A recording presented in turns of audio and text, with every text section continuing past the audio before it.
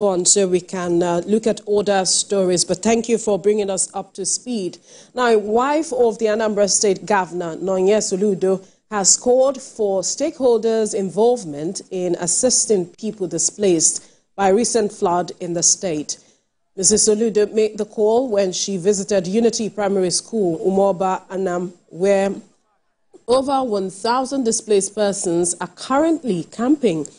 Addressing the flood disaster victims shortly after inspecting the facility, she emphasized the need to prioritize the health and overall sanitary conditions of the victims, with special attention to the hygiene of women and children. The governor's wife was accompanied by a team from the World Health Organization led by the Southeast Zonal Coordinator, Dr. Chukwumuanya Igweku. Just to help them. And we are appealing to our people to please come to their help, because what I see here today is very touching. A lot of them lost everything. They lost everything in their homes, so they will be going back to nothing.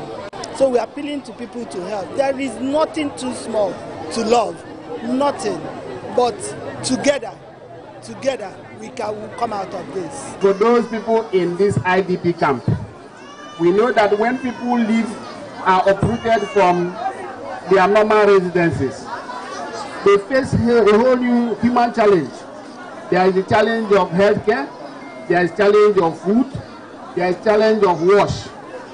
All those challenges, a lot of the people in IDP camps cannot help themselves on their own, because they have lost almost everything. And that's why WHO accompanied her on this journey.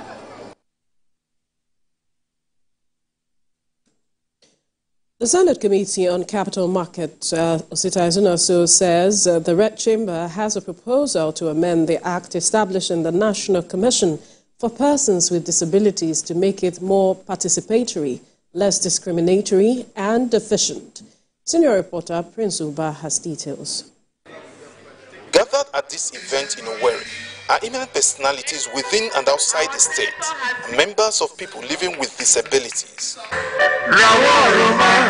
They are here at the instance of the senator representing Imo West, Osti Zunaso, to honor Nigerian Paralympics athletes who made the nation proud in Paris. Senator Zunaso, who spoke on the essence of the event, noted that one of the provisions in the proposed amendment is to give percentage of employment at all levels in Nigeria to persons living with disabilities. There are so many amendments. Today, you have a lot of public buildings without a ramp. So if you have a wheelchair, how do you access a public building? Today, we are saying that there must be sign language interpretation in every national issue, every seminar, every government activity, even in the private sector.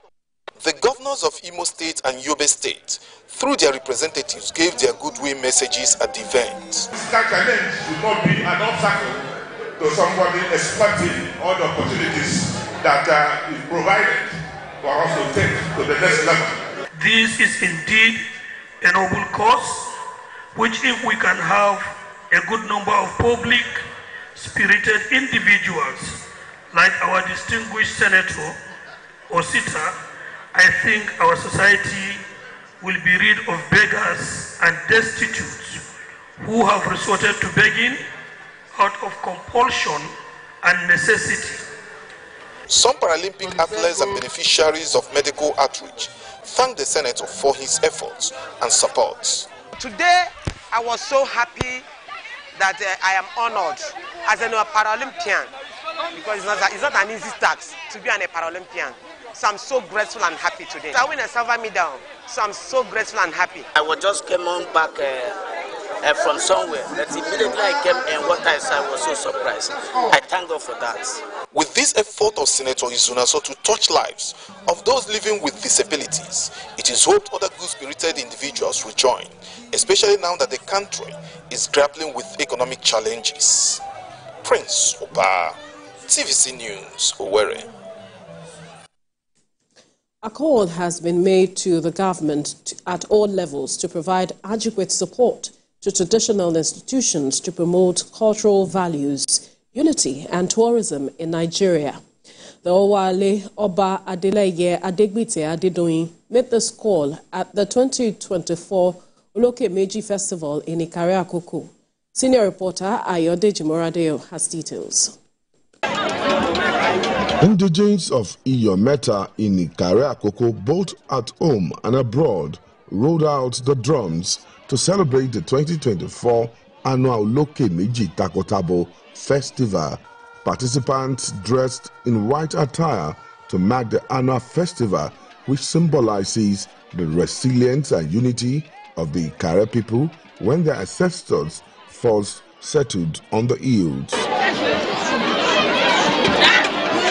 Oba Adeleke Adebite Adedoyin led the festival, which was attended by tourists from near and far.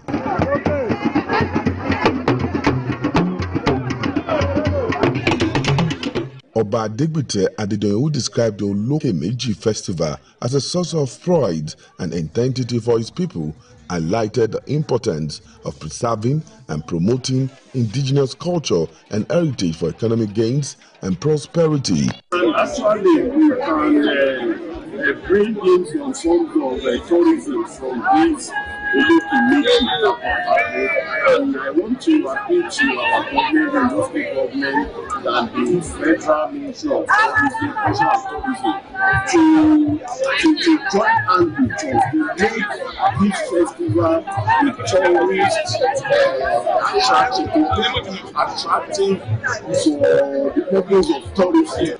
Some of the indigents who expressed excitement at the bond of brotherhood fostered during the festival shared optimism that their prayers will be answered. We come here every day to pray, every year to pray to God.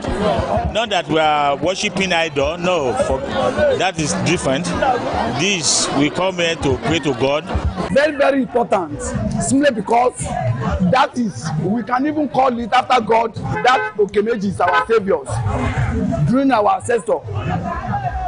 So that is why it's important to every indigent of Ikare. After hours of prayers and fellowship, the people, including the monarch, descended from the hilltop, expressing their commitment to fostering stronger bonds and aspirations for the town's development. Ayodeji Moradeo, TVC News.